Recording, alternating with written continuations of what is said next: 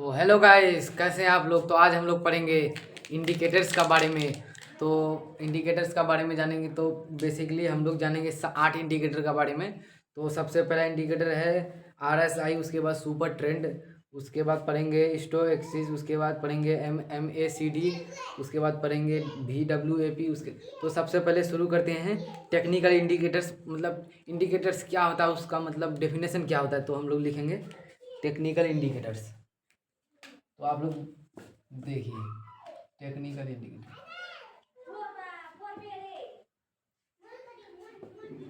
Writing थोड़ा गलत है, कोई दिक्कत नहीं।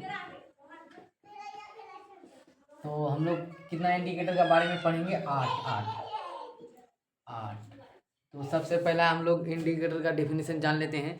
तो डेफिनेशन होता है कि technical indicator historical price volume आदि की कैलकुलेशन से बने टूल्स और भविष्य के का अनुमान लगाने के लिए उपयोग किया जाता है।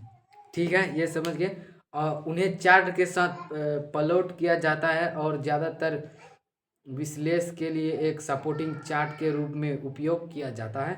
तो ये हमेशा लैगिंग इंडिकेटर होते हैं, प्राइस के बाद मूवमेंट करते हैं। तो टेक्निकल इंडिकेटर्स तो पढ़ेंगे RSI।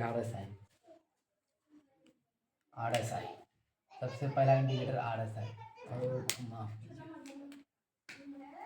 RSI relative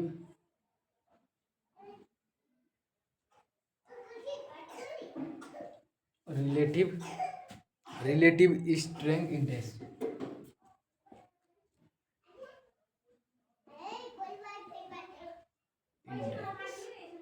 relative index. उसके बाद दूसरा क्या है, दूसरा है सुपर ट्रेंड, जो आपको बता देगा कि प्राइस यहाँ से ऊपर जाएगा या नीचे जाएगा।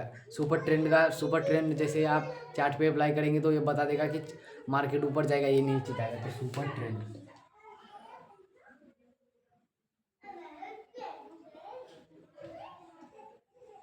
और तीसरा पढ़ेंगे स्टोक हेस्टिक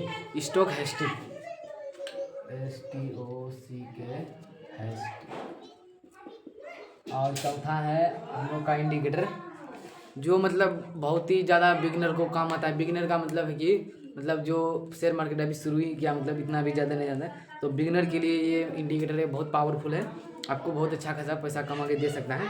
तो चौथा है MACD। MACD का मतलब होता है, इतना नहीं लिखेंगे, तो मूविंग एवरेज कन्वर्सन।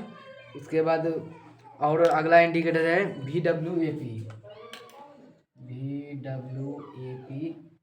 हम बता देते हैं लेकिन लिखेंगे नहीं, आप लोग लिख लीजिएगा, वॉल्यूम विथ एवरेज प्राइस।